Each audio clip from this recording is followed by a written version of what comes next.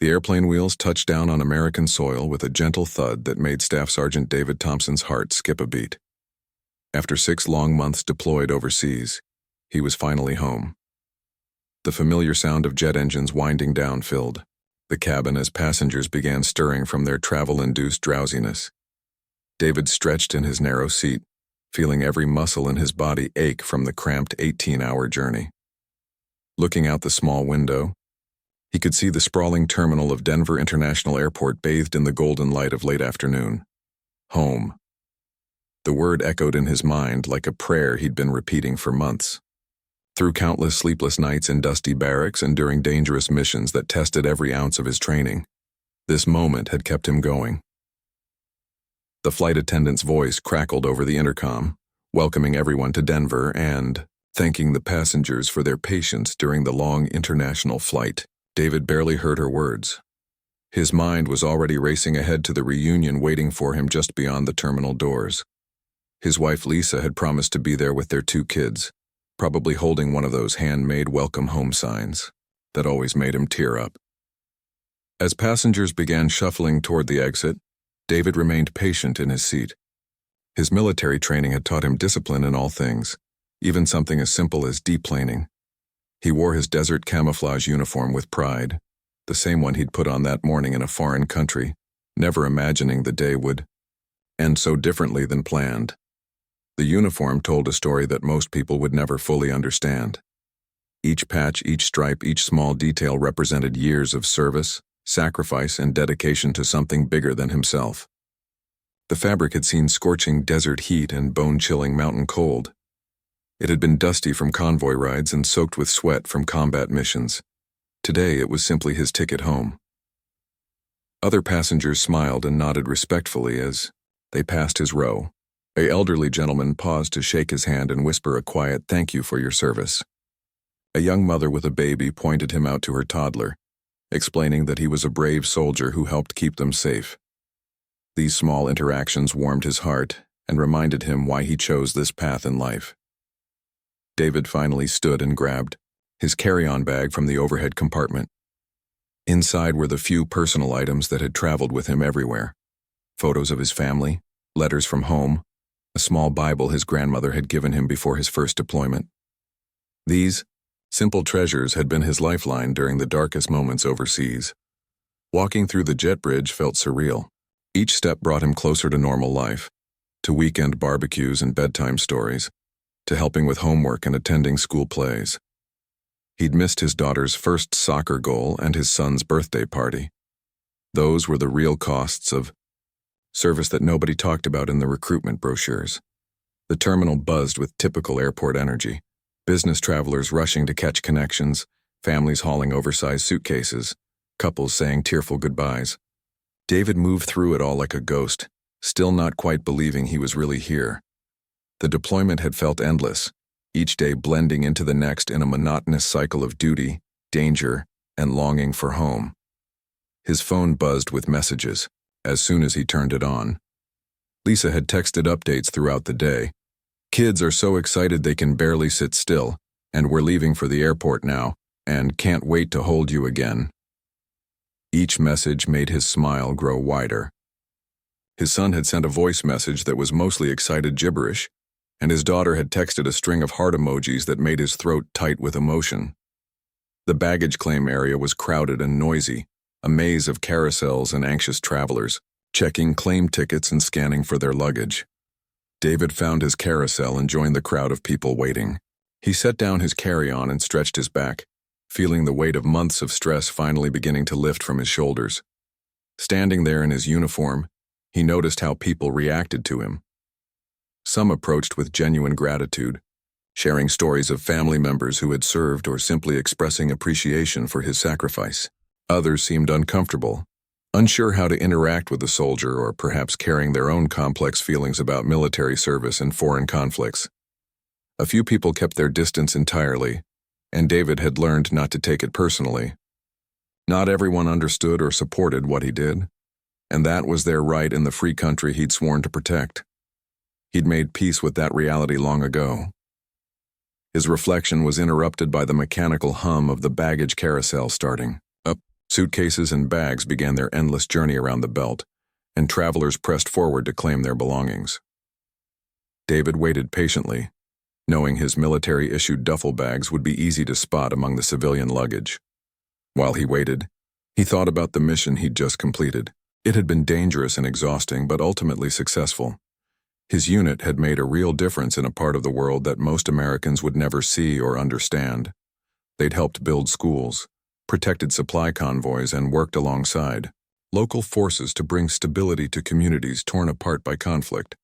The work had meaning, but it came at a cost. He'd seen things that would stay with him forever, lost friends who wouldn't be coming home, and spent countless nights lying awake thinking about his family thousands of miles away. Every soldier carried these invisible wounds, and coming home meant learning to live with them while rebuilding connections with loved ones who couldn't fully understand what they'd experienced. His first duffel bag appeared on the carousel, its olive green color and military markings making it stand out among the colorful civilian luggage. David grabbed it easily. After months of living out of these bags, he knew their weight and feel intimately. One more bag to go, and then he could finally leave this airport and begin the process of becoming a husband and father again instead of just a soldier. The crowd around the carousel shifted and moved like a slow dance, people stepping forward to grab their belongings before stepping back to make room for others. David remained patient, his military bearing evident in his straight posture and calm demeanor. He'd learned to wait for many things during his service: orders, missions, rides, mail from home. Waiting for luggage was nothing compared to waiting for word about fallen comrades or news from family during emergencies he couldn't do anything about. His second bag finally appeared, and David reached forward to grab it. As he hefted both duffel bags onto his shoulders, he felt a familiar surge of anticipation. In just a few minutes, he'd walk through those terminal doors and see his family's faces for the first time in half a year. His daughter would probably cry. She always did when emotions overwhelmed her. His son would want to be picked up immediately and would chatter nonstop about everything David had missed.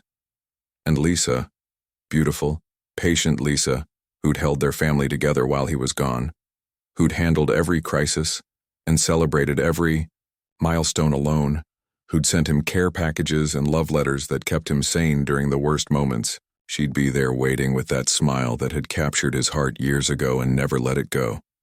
David adjusted his grip on his bags and started walking toward the exit, his heart pounding with excitement and nervousness. Coming home was always an adjustment, a process of remembering how to be part of a family instead of part of a unit. But it was a challenge he welcomed with every fiber of his being. He had no idea that his homecoming was about to take a turn that would change everything. Officer Blake Rodriguez had been working airport security for nearly 4 years, and he thought he'd seen everything. The job wasn't glamorous, but it paid the bills and gave him a sense of purpose. At least that's what he told himself on days when the work felt routine and meaningless. Today started like any other shift, checking badges, monitoring crowds, and keeping an eye out for anything that seemed out of place. His partner, Officer Tony Mitchell, was newer to the job but eager to prove himself. Tony had joined the security team 8 months ago after washing out of the police academy. He carried that disappointment with him like a weight, always trying a little too hard to show he belonged in law enforcement. The two men walked their regular patrol route through the terminal, their radios crackling occasionally with routine updates from dispatch. The afternoon crowd was typical for a Friday. Business travelers hurrying to catch flights home, families dragging oversized suitcases, and the usual mix of people that airports attracted. Blake had developed a sixth sense for spotting trouble over the years. Sometimes it was obvious, like drunk passengers causing scenes or people trying to carry prohibited items through security. Other times it was more subtle, a nervous energy, suspicious behavior, or just something that didn't feel right.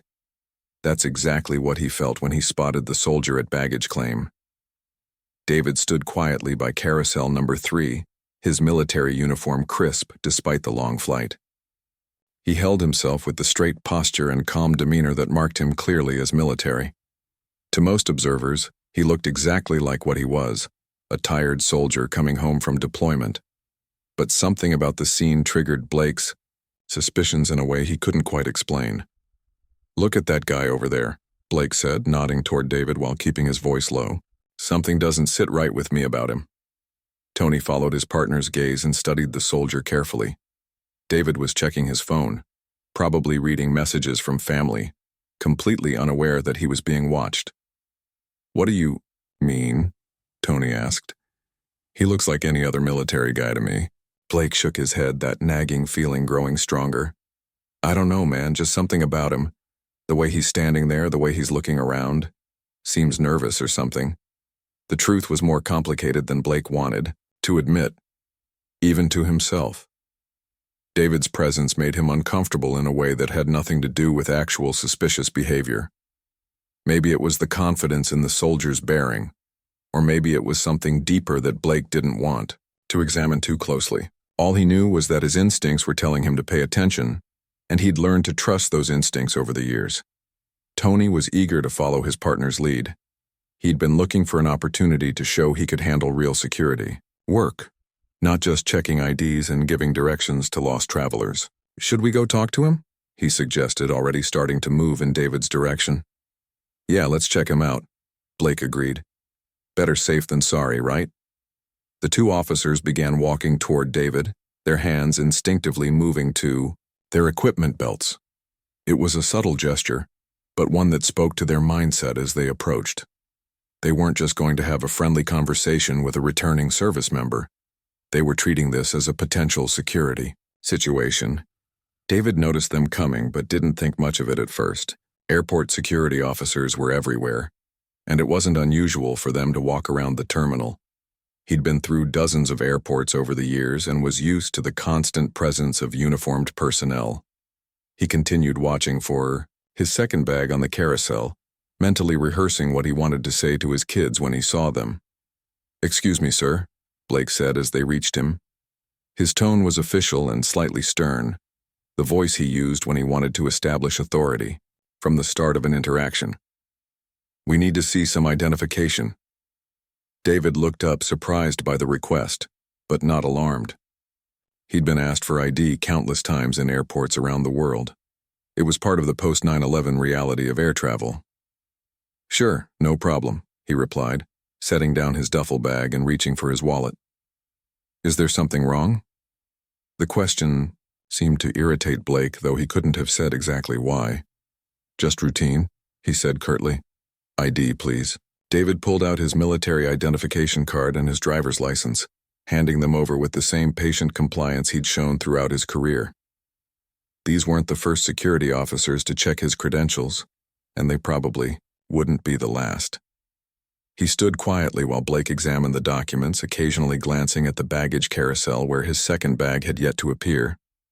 Blake studied the IDs with exaggerated care, holding them up to the light and examining every detail. The military ID was clearly legitimate.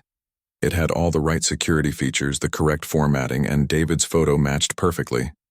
The driver's license was equally valid, issued by the state where David lived with his family. There was absolutely nothing suspicious about either document. But Blake's discomfort was growing rather than diminishing. He couldn't shake the feeling that something was wrong, even though he had no rational basis for his suspicion. The soldier seemed too calm, too confident. Shouldn't he be more nervous about being questioned by security? Most people showed at least some anxiety when asked for their papers, but David stood there with the relaxed bearing of someone accustomed to authority figures and routine inspections. "These look suspicious to me," Blake announced, though even as he said it, he knew it wasn't true.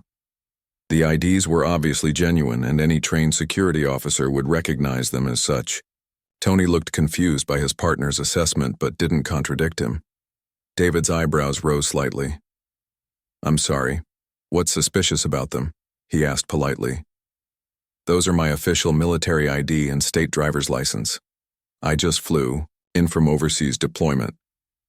The reasonable tone of David's response somehow made Blake more irritated. He was used to people being intimidated by his authority, showing deference or at least nervousness when questioned. David's calm, respectful demeanor felt like a challenge to Blake's position, even though the soldier was being completely cooperative. "We're going to need you to come with us for additional screening," Blake declared, his voice taking on a harder edge. "There are some questions about your documentation that need to be cleared up." Now David was genuinely confused. He'd been through security screenings all over the world, but never had valid military identification been questioned like this. "I don't understand," he said carefully. "What questions? These are standard military IDs that I use everywhere. Is there a specific problem you can tell me about?" Tony was starting to feel uncomfortable with the direction this was taking. The soldier's documents looked perfectly legitimate to him, and the man was being nothing but polite and cooperative. But his partner was his senior, and Tony didn't want to undermine Blake's authority in front of a civilian. He remained silent, letting Blake take the lead while privately wondering if they were making a mistake. "Don't get smart with us," Blake warned, his patience wearing thin. David's questions felt like challenges to his judgment, and he wasn't going to tolerate that kind of attitude. "We have the authority to detain anyone we consider suspicious. And right now, that's you." David felt his heart sink as he realized what was happening. After 8 years in the military, he'd experienced enough of the world to recognize prejudice when he encountered it. It didn't matter that he wore the uniform of his country or carried valid identification proving his service. Something about him, his appearance, his confidence, or simply his presence, had triggered these officers' suspicions in a way that had nothing to do with actual security concerns. "Officers, I think there's been a misunderstanding," he said, keeping his voice steady despite the frustration building inside him. "I'm a returning soldier and I have valid ID. My family is waiting for me outside and I just want to collect my luggage and go home. Can you please tell me specifically what the problem is?" Blake interpreted David's calm persistence as defiance. In his mind, a truly innocent person would be more submissive, more willing to go along with whatever security demanded without asking questions. The soldier's continued requests for explanation felt like insubordination, and Blake had dealt with enough difficult passengers to know how to handle attitude. "That's it," he said, reaching for his radio. "You're being uncooperative and evasive. We're calling for backup." David watched in disbelief as Blake made the radio call, requesting additional officers for what he described as a suspicious individual refusing to comply with security screening. The description bore no resemblance to what had actually happened. But David's military experience had taught him that arguing with authority figures in situations like this usually made things worse, not better. Other travelers in the baggage claim area were starting to notice the commotion. Some moved away, not wanting to get involved in whatever was happening. Others lingered nearby, curious about why a soldier was being confronted by security. A few pulled out their phones, sensing that they might be witnessing something worth recording. Tony was increasingly uncomfortable but still didn't speak up. The baggage claim area had transformed from a routine travel hub into something resembling a crime scene. What started as 2 officers checking identification had snowballed into a full security response, complete with backup personnel and growing crowd of onlookers. David stood in the center of it all, still clutching his duffel bag, trying to process how his homecoming had gone so terribly wrong. Sergeant Patricia Collins arrived as the shift supervisor, her radio crackling with updates from dispatch. She was a 20-year veteran of airport security who prided herself on handling difficult situations with professionalism, but as she approached the scene, something about it didn't sit right with her. The reported suspicious individual looked like nothing more than a tired soldier waiting for his luggage. "What's the situation here?" she asked Blake, who immediately launched into his version of events. "We've got a subject acting suspicious, refusing to cooperate with routine security screening," Blake reported, his voice carrying the authority of someone convinced he'd uncovered a genuine threat. "He's being evasive about his documentation and getting aggressive when we ask questions." David listened to this description in stunned silence. The account bore no resemblance to what had actually happened, but he'd learned in the military that contradicting authority figures in tense situations often made things worse. He decided to wait for a chance to speak with the supervisor directly, hoping she might be more reasonable than the officers who'd started this confrontation. Sergeant Collins looked at David's military uniform and the valid identification still in Blake's hand. Her instincts told her something was off about this whole situation. "What exactly did he do that was suspicious?" she asked, genuinely curious about what had triggered such a strong response from her officers. Blake hesitated for a moment, realizing he didn't have a good answer to that question. He was acting nervous, looking around a lot, and when we asked for ID, he started asking too many questions instead of just complying. From where David stood, he could hear every word of this conversation. The description was so far from reality that he almost couldn't believe what he was hearing. Looking around nervously, he'd been calmly waiting for his luggage while texting his family, asking too many questions. He'd simply wondered what the problem was when told his valid military ID looked suspicious. Other travelers were definitely paying attention now. A businessman with his phone out had been recording since the additional officers arrived. A young mother with her children moved closer, telling her kids that the nice soldier was probably just trying to get home to his family. An elderly veteran in a baseball cap decorated with military pins watched with obvious concern, occasionally shaking his head at what he was witnessing. "Sir, I need to hear your side of this," Sergeant Collins said, addressing David directly for the first time since arriving.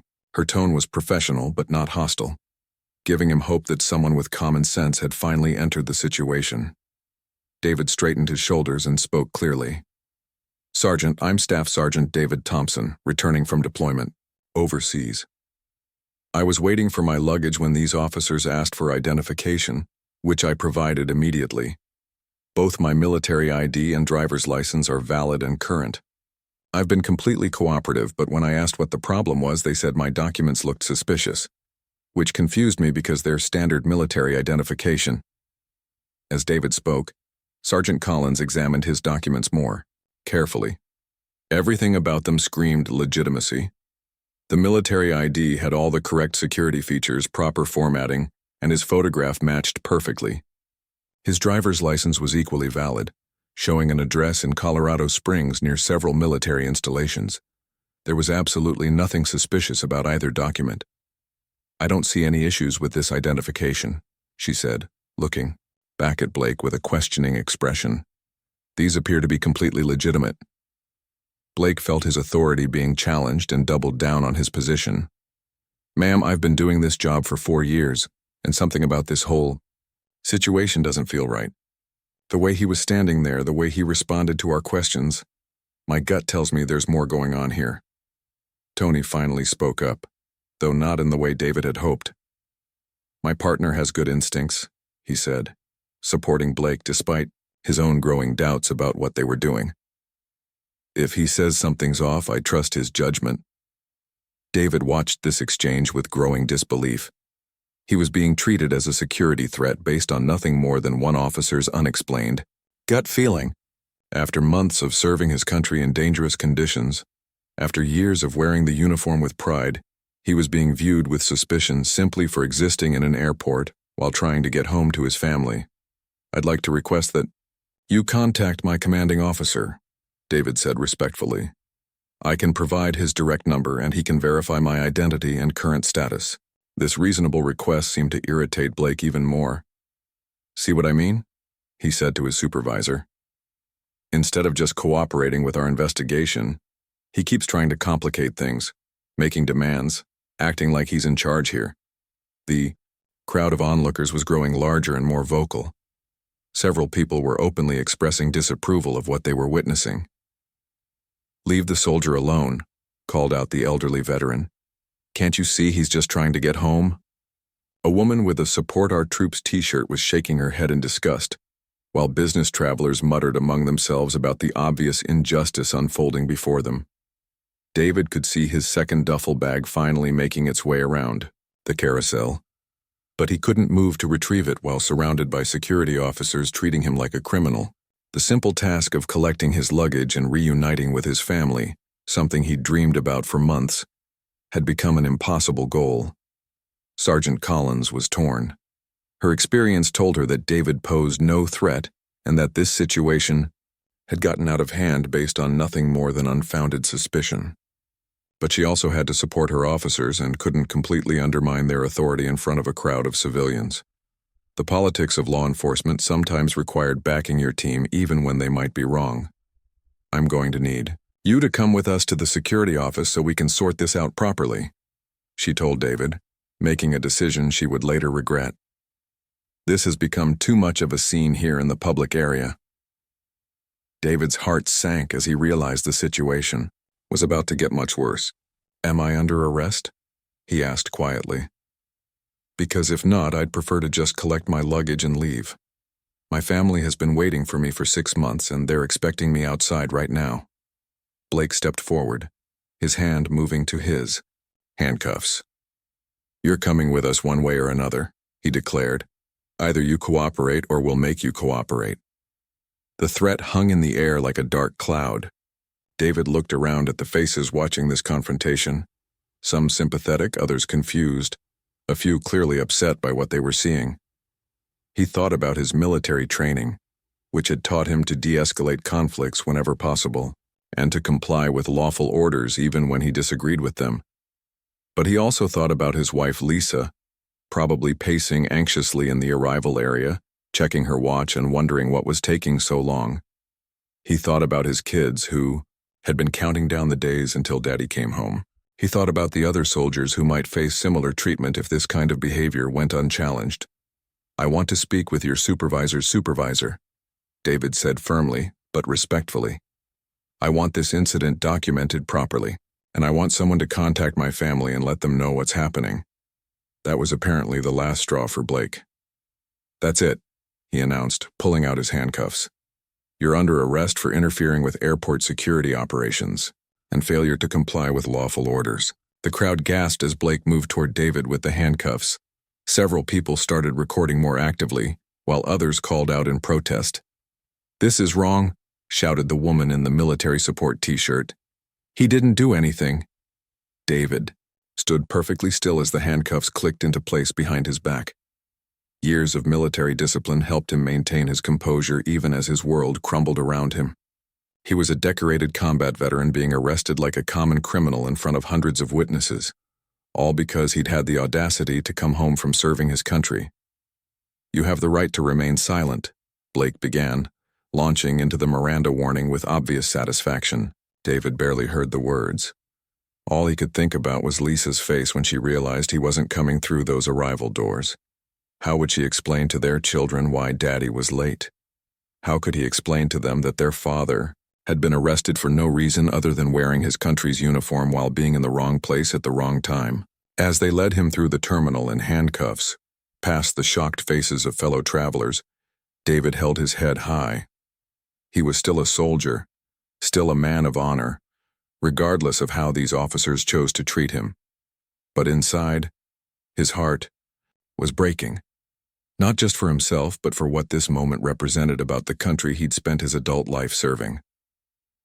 The security office felt like a different world compared to the bustling terminal outside.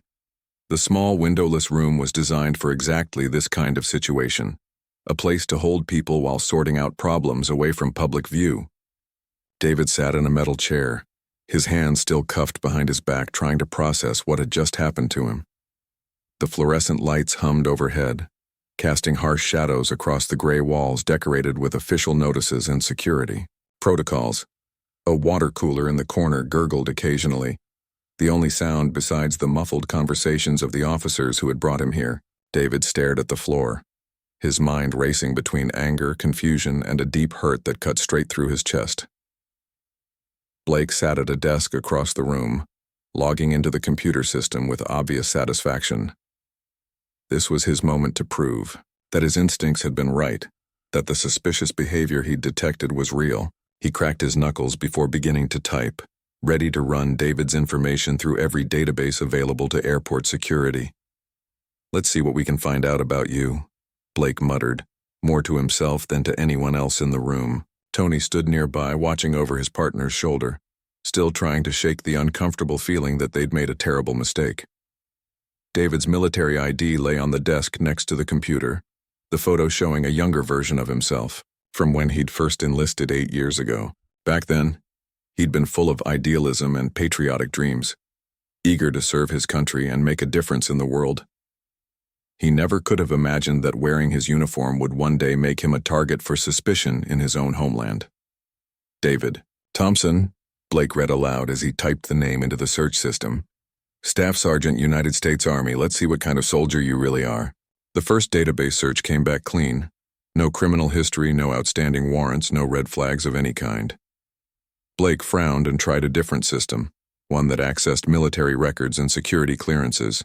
Still nothing suspicious. If anything, David's record was remarkably clean for someone who'd spent 8 years in the military.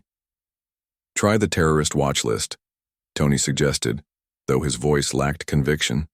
He was grasping at straws, hoping to find something that would justify what they'd done. Blake clicked through to another database, this one maintained by federal law enforcement agencies. Again, David's name came back with no matches, no alerts, no indication that he was anything other than exactly what he appeared to be, a career soldier with a clean record. Meanwhile, David sat in silence, his thoughts drifting to his family waiting outside. Lisa would be getting worried by now. She'd probably called his phone several times, but it was locked in a plastic bag with his other personal belongings, taken when he was processed into custody. His kids would be asking where Daddy was, and she wouldn't have any answers to give them. The irony wasn't lost on him.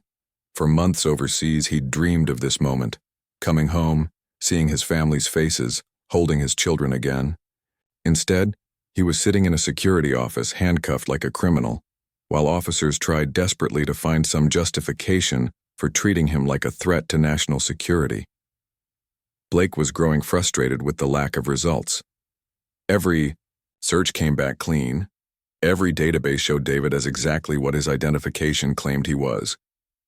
But instead of admitting his mistake, Blake doubled down, convincing himself that David must be hiding something that the computers couldn't detect.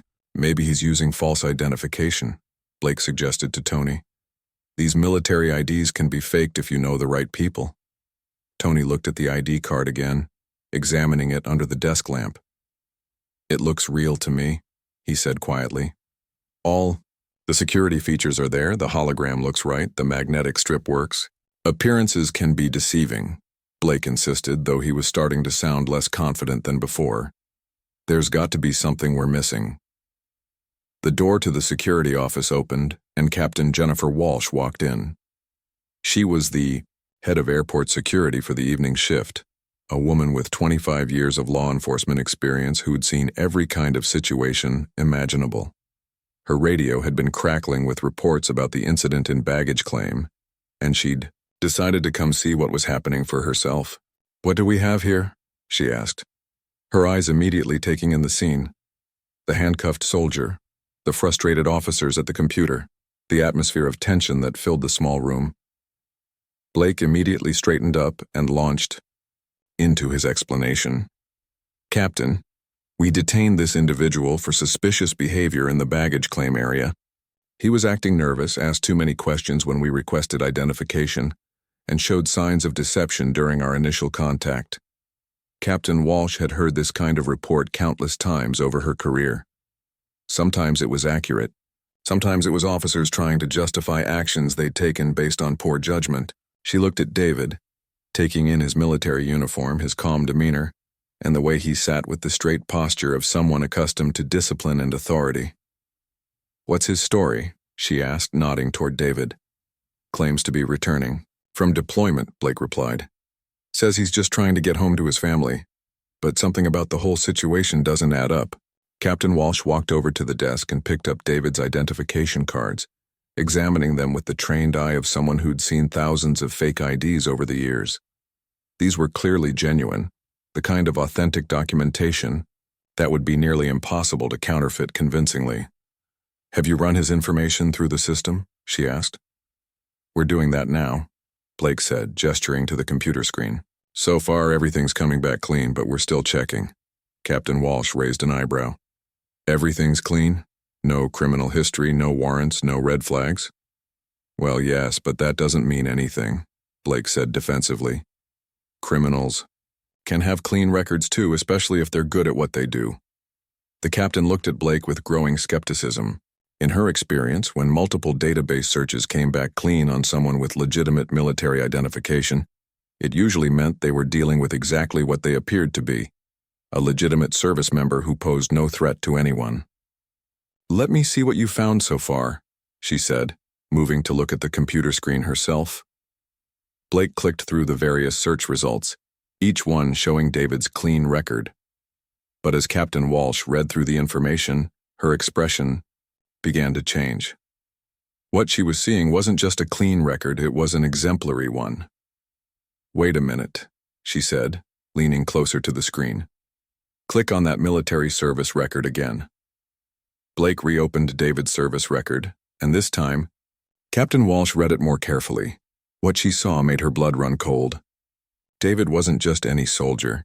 He was a highly decorated combat veteran with an impressive list of commendations and awards. "Oh my God," she whispered, her hand covering her mouth as she read further. The record showed multiple deployments to combat zones, numerous medals for bravery and service, and a list of achievements that read like something out of a military recruitment poster. David had served with distinction in some of the most dangerous places on Earth, earning the respect of his commanders and the gratitude of his country. But it was the most recent entry that made Captain Walsh's heart sink.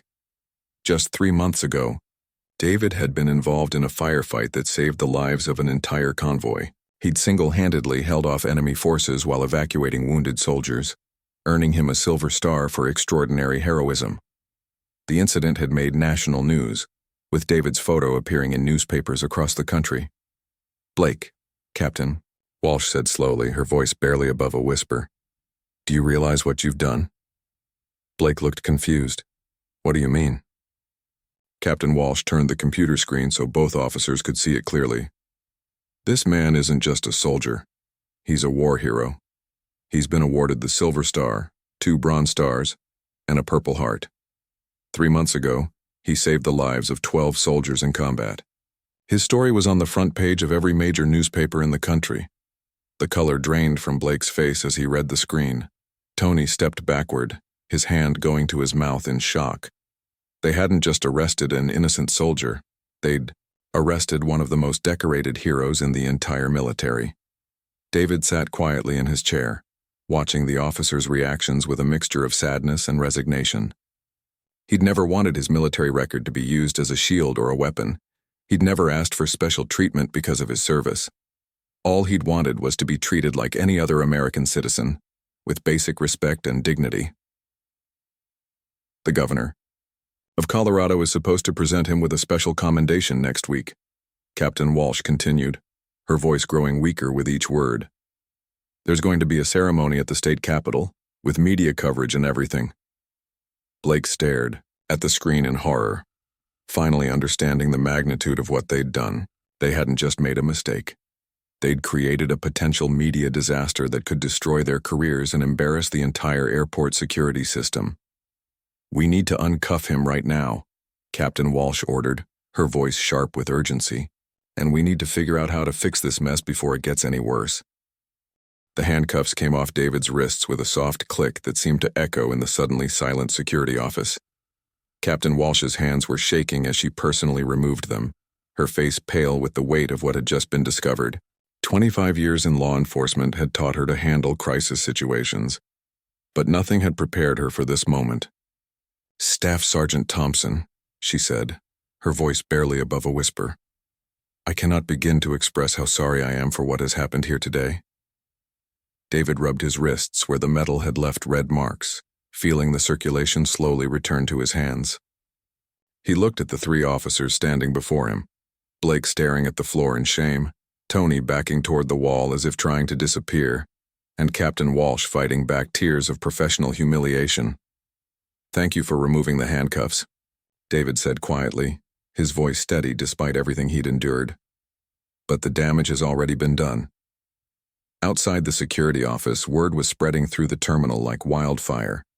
The businessman who had recorded the arrest was already uploading the video to social media, adding hashtags like "Welcome Home Hero" and "Twice Justice for Our Troops." Other travelers were sharing their own videos and photos, each post adding fuel to what was rapidly becoming a viral sensation. Captain Walsh knew she had to act quickly to contain the situation, but she also knew it was probably too late. In the age of smartphones and social media, there was no such thing as keeping an incident like this quiet. By tomorrow morning, this story would be on every news channel in the country. Staff Sergeant, I need you to know that this does not represent the values of our security team or this airport, she said, trying to find words that could somehow repair the damage that had been done. What happened here was wrong, and we will make sure it never happens again. David looked at her with eyes that had seen too much violence and injustice in foreign lands, and now had witnessed it in his own country's airport. Captain, I've spent 8 years serving this nation. I've been shot at, bombed, and nearly killed more times than I can count, but nothing prepared me for being treated like a criminal in my own homeland, for no reason other than wearing this uniform. The weight of his words hit everyone in the room like a physical blow. Blake finally looked up from the floor, his face a mask of regret and dawning understanding. For the first time, he was seeing David not as a suspicious character to be investigated, but as a human being who had sacrificed years of his life in service to his country. Sir, I don't know what to say, Blake stammered. I thought I was doing my job, following my instincts. Your instincts were wrong, David replied, not with anger, but with the quiet disappointment of someone whose faith had been shaken, and your assumptions nearly destroyed what should have been the happiest day I've had in 6 months. Captain Walsh's radio crackled to life, bringing reports from throughout the terminal. The incident had created a media circus outside, with local news crews already arriving to cover the story. Social media was exploding with outrage, and the airport's public relations department was fielding calls from reporters across the country. Ma'am, we have a situation developing in the arrival area, came the voice from her radio. The soldier's family is here and they're asking questions about why he hasn't come out yet. There's also a growing crowd of supporters and several news crews have arrived. David's heart clenched at the mention of his family. Lisa and the kids had been waiting for over an hour now, probably worried sick about what had happened to him. They'd planned this reunion for months, and instead of the joyful homecoming they'd all imagined, his family was dealing with confusion and media attention. I need to get to my family, David said, standing up slowly. They've waited long enough. Captain, Walsh nodded quickly. Of course, we'll escort you out immediately. And Staff Sergeant, I want you to know that there will be a full investigation into this incident. Officers Blake and Tony will be suspended pending review, and we will implement new training protocols to ensure this never happens again. Blake looked up sharply at the mention of suspension, but he didn't protest. Deep down, he knew he deserved whatever consequences were coming. His prejudices and poor judgment had created this disaster, and now he would have to face the results of his actions. As they prepared to leave the security office, David turned back to face the 2 officers who had arrested him. Blake and Tony stood there looking like schoolchildren called to the principal's office, their faces filled with shame and regret. Officers, David said, his voice calm and measured. I want you to understand something. I don't hate you for what you did today, but I hope you'll learn from it, because the next soldier who comes through this airport deserves better than what you gave me. Tony found his voice for the first time since the arrest. Sir, we're truly sorry. We made a terrible mistake, and we know that sorry isn't enough to fix what we did. David nodded acknowledgement of the apology, but his expression remained serious. The uniform I wear represents something bigger than me. When you disrespected it today, you disrespected every man and woman who has ever served this country. That's what hurts the most. The walk from the security office to the arrival area felt like the longest journey of David's life. Captain Walsh and 2 other officers escorted him through the terminal, past curious onlookers and camera phones. Word had spread that the arrested soldier was being released, and people lined the corridors to see him walk by. Some applauded as he passed. Others called out, "Thank you for your service and welcome home, hero." A few people were openly crying, moved by the injustice they had witnessed and the dignity with which David was handling it. The elderly veteran who had spoken up earlier approached David and shook his hand firmly. Son, what they did to you was wrong, the old man said, his voice thick with emotion. But the way you've handled yourself today makes every veteran proud. Welcome home." As they neared the arrival area, David could see the crowd that had gathered. News cameras were set up, reporters were interviewing travelers who had witnessed the arrest, and security was working to maintain order. But none of that mattered when he saw Lisa pushing through the crowd toward him. She looked exactly as he remembered, beautiful, strong, and now filled with worry and confusion about what had happened to her husband. Behind her, their 2 children ran to keep up, their welcome home signs forgotten in the chaos of the moment. "David!" Lisa called out, reaching him just as the escort stopped. She threw her arms around him, holding him tight as if she was afraid he might disappear again. "What happened? Why were you arrested? Are you okay?" For the first time since the ordeal began, David's composure cracked slightly. Having his wife in his arms again, feeling the safety of her embrace, brought home the full emotional weight of what he'd endured.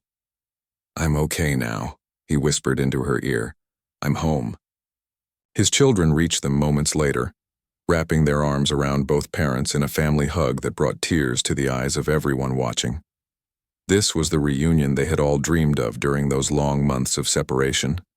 Finally, happening despite everything that had tried to prevent it. The media surged forward, reporters shouting questions about the arrest and demanding statements from airport officials. Captain Walsh stepped forward to address them, taking responsibility for the incident and promising a thorough investigation. But David wasn't paying attention to any of that anymore. In the days that followed, the story would indeed become national news. The video of David's arrest would be viewed millions of times, sparking conversations about prejudice, respect for veterans, and the importance of treating all people with dignity, regardless of their appearance. Blake and Tony would face disciplinary action and mandatory sensitivity training. The airport would implement new policies for dealing with military personnel. But more importantly, David's response to the injustice would inspire people across the country.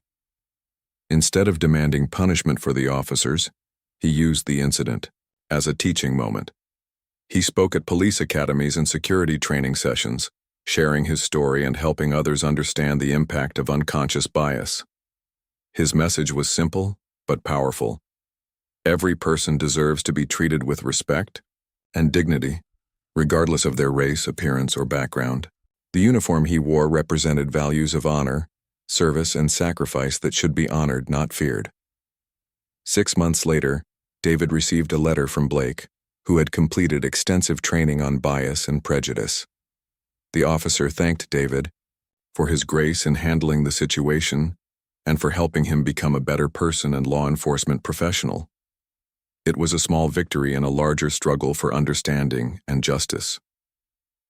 As David held his family close in that airport arrival area, surrounded by cameras and chaos, he realized that sometimes the most important battles aren't fought on foreign battlefields. Sometimes they're fought in the everyday interactions between people who have forgotten how to see each other's humanity. His homecoming hadn't gone as planned, but it had become something more important. A reminder that true heroism isn't just about courage in combat, but about maintaining dignity and grace in the face of injustice and using that experience to make the world a little bit better for everyone.